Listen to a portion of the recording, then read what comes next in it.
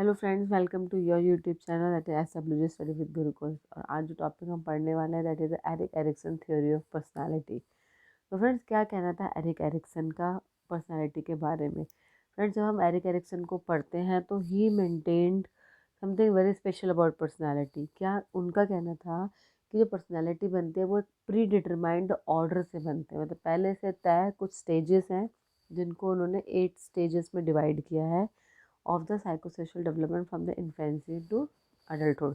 उनका कहना था कि पर्सनालिटी जो है इन्फेंसी से अडल्टहुड 8 स्टेजेस में बनती है एंड उनके कंप्लीट होने पर हेल्दी पर्सनालिटी बनती है। मतलब अगर वो एक स्टेज सक्सेसफुली कंप्लीट कर लेता है इंसान, तब उसकी जो है हेल्दी पर्सनालिटी बनती है। और हर स्टेज में हर इंसान जो है एक साइकोसोशल क्राइसिस, एक इश्यू फेस करता है जिसका कि पॉजिटिव और नेगेटिव आउटकम हो सकता है पर्सनालिटी पे। तो बेसिकली उनका कहना था, अगर हम एक स्टेज को कंप्लीट करने में सक्सेसफुल हो जाते हैं तो हमारी हेल्दी पर्सनालिटी बनती है। बट इफ़ इट अगर से फेलियर होता है एक स्टेज को कंप्लीट करने में, तो जो है अनहेल्दी पर्सनालिटी बनती है और एक सेंस ऑफ सेल्फ सेटिस्फैक्शन नहीं बनता है।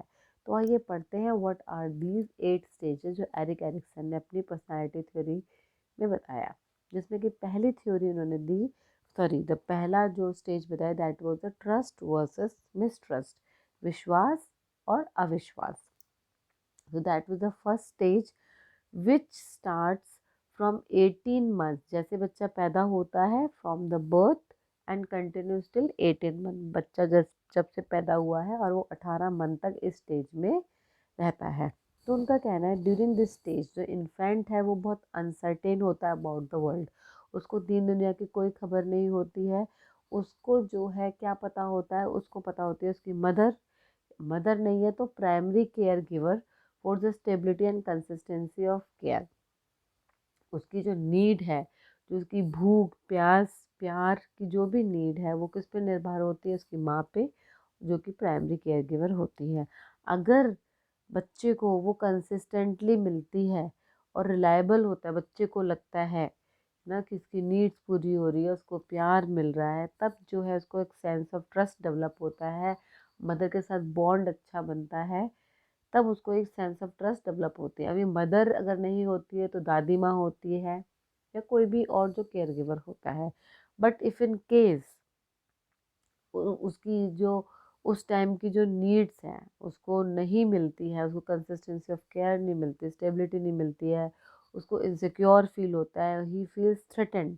और तब क्या होता है, उसको मिसट्रस्ट फील होता है।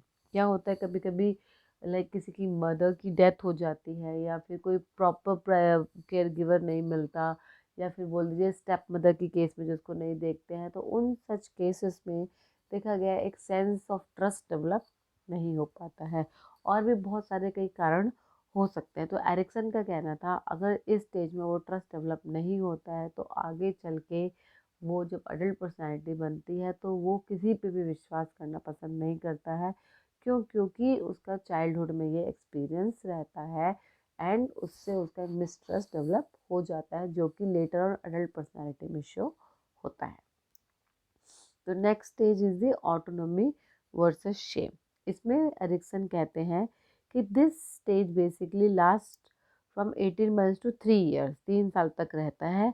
एंड इसमें बच्चा क्या कर रहा होता है, he basically focuses on developing a sense of personal control over physical skills and a sense of autonomy.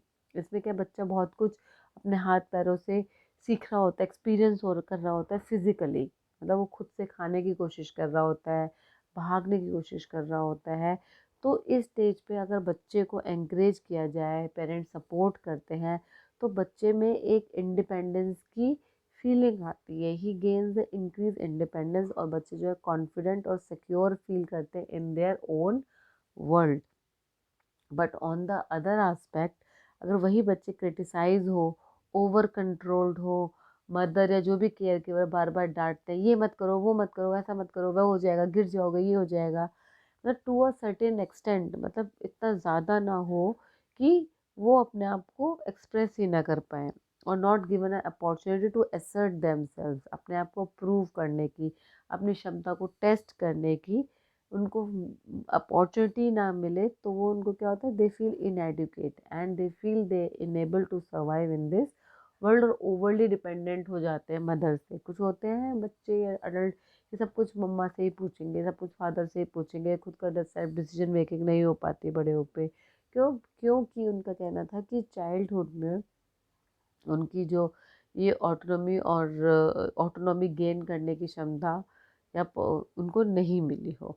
सो तो basically they lack the self esteem and feel a sense of shame, क्योंकि उनको लगता है हम ये भी नहीं कर पाएंगे, हम वो नहीं कर पाएंगे। That is because of the autonomy versus shame issue और the crisis which they have face in the second stage. Next stage is the initiative versus guilt.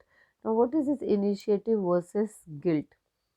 इस स्टेज में क्या होता है, ये वो टाइम होता है जब बच्चे स्कूल में जाने लग जाते हैं, बहुत प्लेफुल हो जाते हैं, बहुत कुछ सीख रहे होते हैं, फ्रेंड्स के साथ, पीयर्स के साथ, टीचर्स के साथ इंटरेक्शन हो रहा होता है।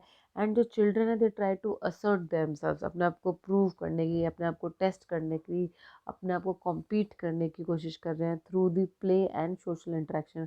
अपने फ्रेंड्स के साथ खेलते हैं, भागते हैं, दौड़ते हैं। बेसिकली कुछ पेरेंट्स तो इसको ऐसे भी देख सकते हैं, it's a time of vigour actions and behaviour and most of the parents can see it as aggressive, but वो एग्रेसिव नहीं, ये उनका एनर्जी को चैनलाइज करने का तरीका होता है। तो और इस स्टेज पे क्या होता है, बच्चे जो बहुत इंक्विजिटिव होते हैं, बहुत सवाल पूछते हैं, एक ही चीज़ को बहुत तरीके से सवाल पूछेंगे, ऐसा क्यों हुआ, वैसे क्यों हुआ, अच्छा ऐसा हुआ तो फिर क्या हुआ, फिर ऐसा हुआ तो फिर क्यों हुआ। They have lot many questions and there is a thirst of knowledge inside them. और अगर उनकी ये जो नॉलेज है, ये जो भूख है, अगर अच्छे से सेटिस्फाई की जाती है, एक पॉजिटिव वे से चैनलाइज किया जाता है, तब तो वो इनिशिएटिव वे से ग्रोथ करते हैं, उनके पर्सनैलिटी वो इनिशिएटिव लेना पसंद करते हैं, उनमें लीडरशिप क्वालिटीज़ आती हैं, ऐसा एरिक्सन का कहना है। बट अगर उनकी जो क्वेश्चंस हैं उनको ऐसे धुतकार दिया जाए, चल क्या पूछ रहा है बेवकूफ़ कहेगा, इफ़ उनके क्वेश्चंस को ट्रिवियल समझा जाए, न्यू सेंस या एम्बैरेसिंग समझा जाए, या उनके बिहेवियर को थ्रेटनिंग समझा जाए, तो उनको क्या एक सेंस ऑफ गिल्ट फीलिंग आती है। सो इस स्टेज में इनिशिएटिव वर्सेस गिल्ट की नींव बन जाती है। The next stage is the fourth one, that is the industry versus inferiority. अब इसमें भी क्या होता है, बच्चे जो है स्कूल जा रहे हैं बट दे बिकम लाइक छोटे स्कूल वाले बच्चे ना होकर थोड़े बड़े वाले हो जाते हैं, जो कि और भाग दौड़ करना, एथलेटिक टाइप की वर्किंग करने लग जाते हैं, लर्न कर रहे होते हैं, they learn to read write sums करते हैं, टीचर्स के साथ इंटरेक्शन होता है। Teachers play a very important role in the child life as a teach the children the specific skills. तो अगर बच्चों को यहाँ पे इंकरेज किया जाता है, रिइंफोर्स किया जाता है, तो उनकी इनिशिएटिव लेने की क्षमता बनती है, उनको कॉम्पिटेंट फील होता है, दे फील इंडस्ट्रियस एंड उनको लगता है कि वो अपने गोल्स को अचीव कर सकते हैं। But at the other time उनको जो है इन्फीरियर फील कराया जाए, उनके इनिशिएटिव्स को एंकरेज ना किया जाए, पेरेंट्स के द्वारा, टीचर्स के द्वारा रिस्ट्रिक्शंस लगा दी जाए, तो चिल्ड्रन क्या फील करते हैं, they feel inferior, they feel doubting their own abilities और पोटेंशियल। उनको अपनी क्षमताओं का आभास नहीं होता, उनको लगता है हम शायद नहीं कर पाएंगे या नहीं कर पाएंगे। सो जो कॉन्फिडेंस की जो नीड है, इंडस्ट्रियस और इंफीरियरिटी कॉम्प्लेक्स इस स्टेज में डाल दी जाती है according to the Erik Erikson theory. Next fifth stage is the identity versus role confusion. अब ये identity versus role confusion basically adolescent time में आता है, टीनेज में, जब बच्चा जो है 12 से 18 साल का होता है। And in this stage adolescent teenagers जो है they go through a major changes, क्योंकि इस टाइम पे हार्मोनल चेंजेस हो रहे होते हैं, they are going through puberty, they are going through the upsurge of their sexual hormones. And इस चीज़ पे जो मेन चीज़ डेवलप होती है that is a sense of self identity and personal identity. वो अपने आप को एक्सप्लोर कर रहे होते हैं। It is a stage of intense exploration of their personal values, beliefs and goals. वो अपने आप को री एग्जामिन शुरू करना करते हैं कि हम मैं कौन हूँ, अपने आप को एज ए इंडिविजुअल देखना पसंद करते हैं। means, and this is the major stage of development where child has to learn the role which he will occupy to the adult, क्योंकि इसके बाद adulthood ही आएगा 18 साल के बाद। तो इस स्टेज में जो है बच्चे सीखते हैं कि उनका रोल क्या होगा, कैसा रोल वो अदा करेंगे। अब रोल बहुत तरीके के हैं, personal role, social role, occupational, professional, educational. So ये जो है, ये सारे एस्पेक्ट जो हैं एक एडोलसेंट इस स्टेज में री एग्जामिन कर रहा होता है अपने आइडेंटिटी को, and to try find out who actually she is. और इन टू आइडेंटिटीज में मेन आ जाती है सेक्सुअल एंड ऑक्यूपेशनल। वो अपनी सेक्सुअल आइडेंटिटी को भी समझने की कोशिश कर रहा होता है, और अपने ऑक्यूपेशनल और प्रोफेशनल कैरेक्टर को भी समझने की कोशिश कर रहा होता है।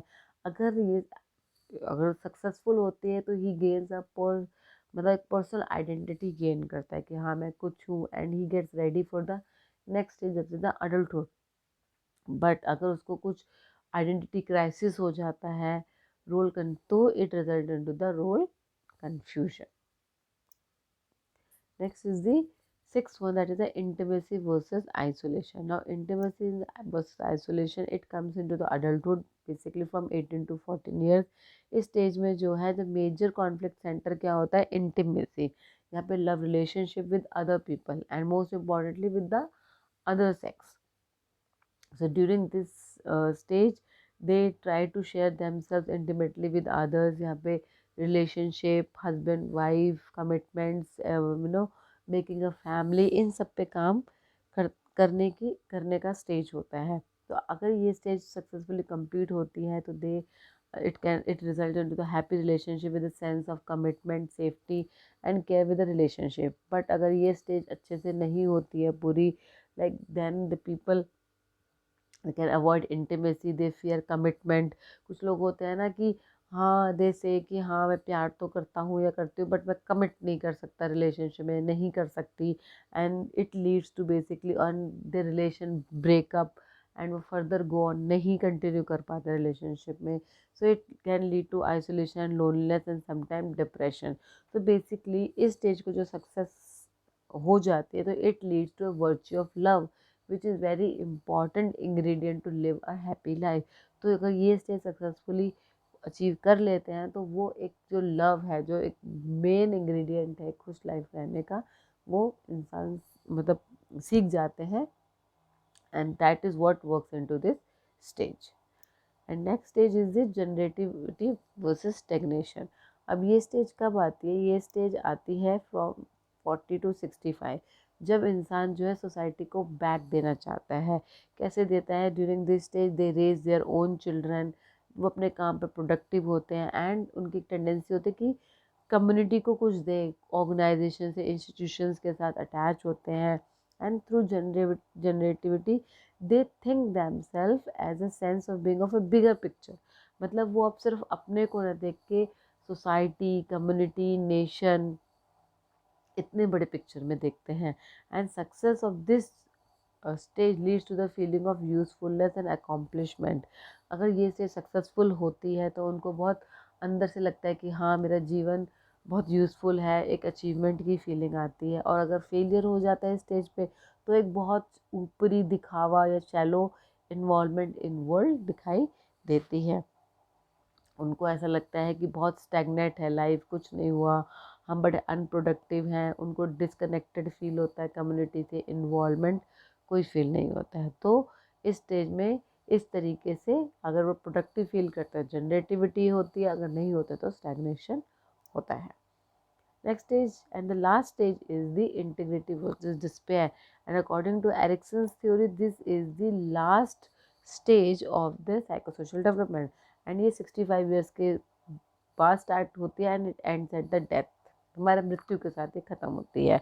तो बेसिकली इस स्टेज पे एक इंसान, एरिक्सन कहते हैं कि ये सोचता है, वो अपनी दुनिया को मतलब जो उसने लाइफ जी है वो पीछे मुड़ के देखता है, अपनी अचीवमेंट को देखता है, अपनी सक्सेसफुल लाइफ को देखता है, एंड उससे उसको एक इंटीग्रिटी फील होती है। दे reflect on their life, and कुछ लोग होते हैं रिग्रेट करते हैं लाइफ में, उनको लगता है कि मैं ये नहीं कर पाया, ये भी नहीं कर पाया, मैं कुछ नहीं कर पाया, तो उनको bitterness, sorrow and despair, depression होता है।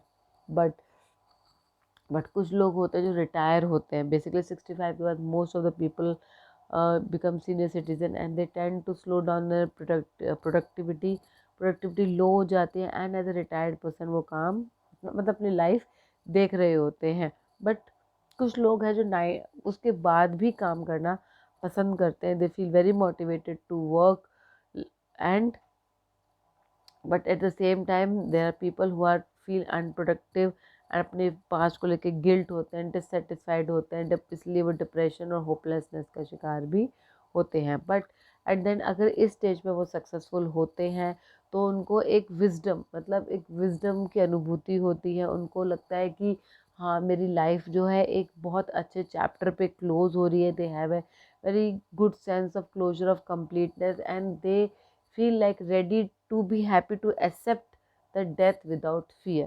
बट जिनको लगता है कि नहीं हमने अभी भी कुछ अचीव नहीं किया है, होपलेस होते हैं, तो they are little fearful to their death. तो this was the last stage of the Erik Erikson theory. तो friend this was all about the Erik Erikson 8 stages of theory. I hope मैं आपको समझाने में सक्षम रही होंगी। अगर आपको मेरी वीडियोस अच्छी लगती है तो आप शेयर सब्सक्राइब करिए, लाइक कर सकते हैं। अगर आपको फीडबैक देना है तो कमेंट बॉक्स में ड्रॉप कर सकते हैं। मिलते हैं नेक्स्ट वीडियो में, तब तक के लिए बाय बाय।